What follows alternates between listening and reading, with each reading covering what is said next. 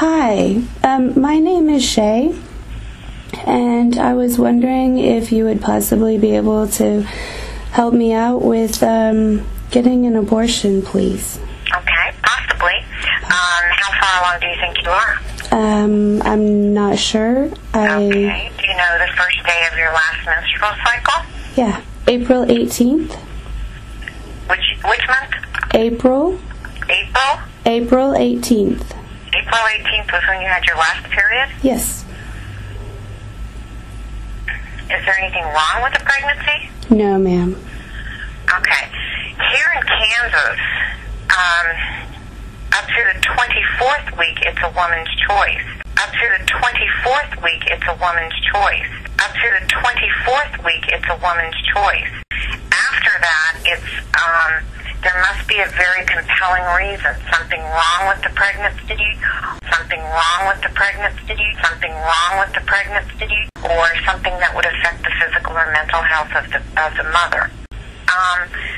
In order to know if we could help you, what we would need is a current sonogram, and we would need them to give us the BPD number.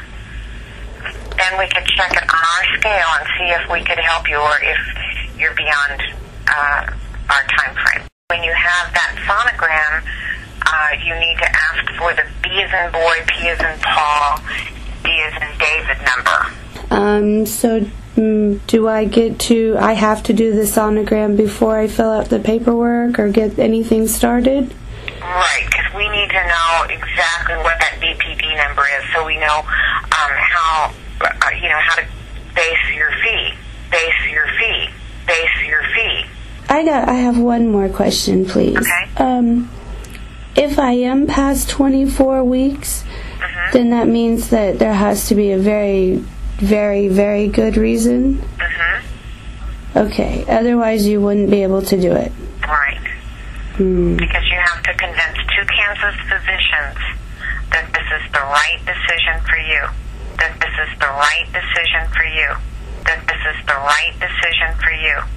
So, are you wanting to come in here and have a sonogram? You sure? Yes. Okay, Yes, hang on just a moment. Okay.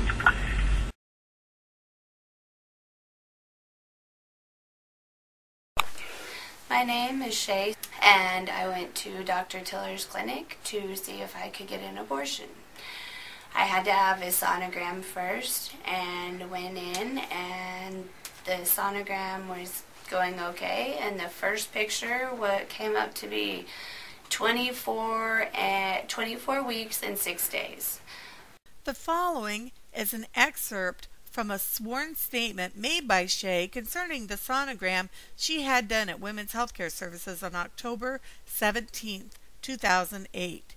Quote, "The woman who gave me the ultrasound at Women's Healthcare Services was Lindsey Alejandro. She informed me that my baby was 24 weeks, 6 days gestation. I told her that I did not think I could be that far along, so she told me she was going to try something else. At that point, Ms. Alejandro tore off the ultrasound photo that showed 24 weeks, 6 days gestation and threw it into the trash can.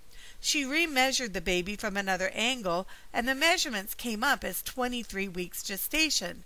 Ms. Alejandro told me that I could have the abortion because it's a woman's choice up until 24 weeks." End quote. The ultrasound image that Shaye received actually showed a gestational age of 23 weeks, 6 days. An appointment was made for Shaye to begin her abortion 4 days later on Tuesday, October 21, 2008. After her final consultation that was scheduled for Monday, October 20th. At that point, even according to Women's Healthcare Services' second and lower measurement, Shaye would have been 24 weeks, 3 days along at the time of the abortion. Even though Kansas law requires a second physician to concur with the medical necessity of an abortion at that stage of pregnancy, Shaye was not given an appointment to see a second physician. But Shaye's story doesn't end there. In order to confirm her baby's actual age of gestation, Shaye received a sonogram from Via Christi St. Joseph's Hospital later that day. According to that sonogram's all-important BPD number, Shaye's baby was actually 24 weeks, 3 days. closer to the original gestational age that Women's Healthcare Services came up with before tearing off the measurements and throwing them in the trash. In addition, Shaye also received a third sonogram on that same day at Baby Waves, which calculated Shaye's pregnancy to be 24 weeks, 4 days, in line with the hospital's determination, as well as Women's Healthcare Services' first measurements.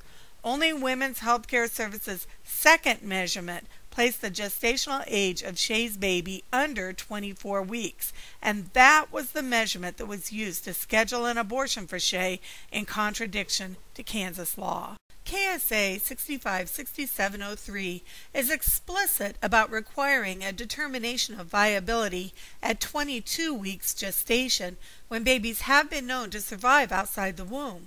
However, at 24 weeks gestation, it is widely accepted throughout the world that a healthy baby of a healthy mother is considered viable. Kansas law specifically forbids abortions past viability, which conservatively can be measured at 24 weeks.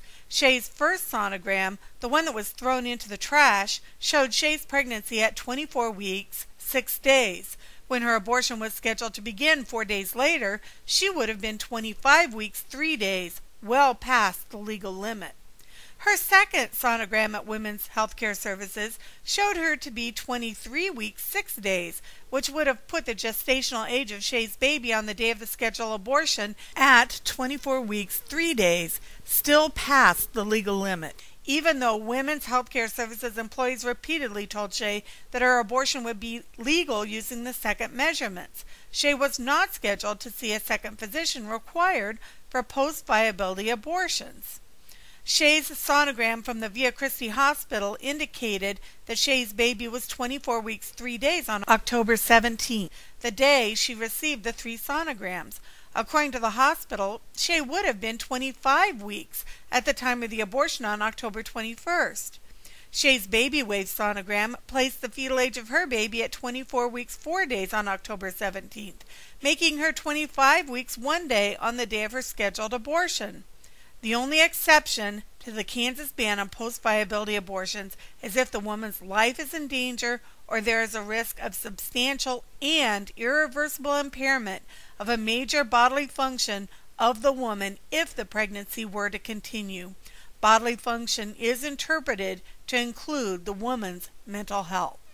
The law makes no exception for situations where there might be something wrong with the baby, such as a fetal anomaly. But what about Shaye's pregnancy? Did it meet any of the conditions allowed by law for a post-viability abortion?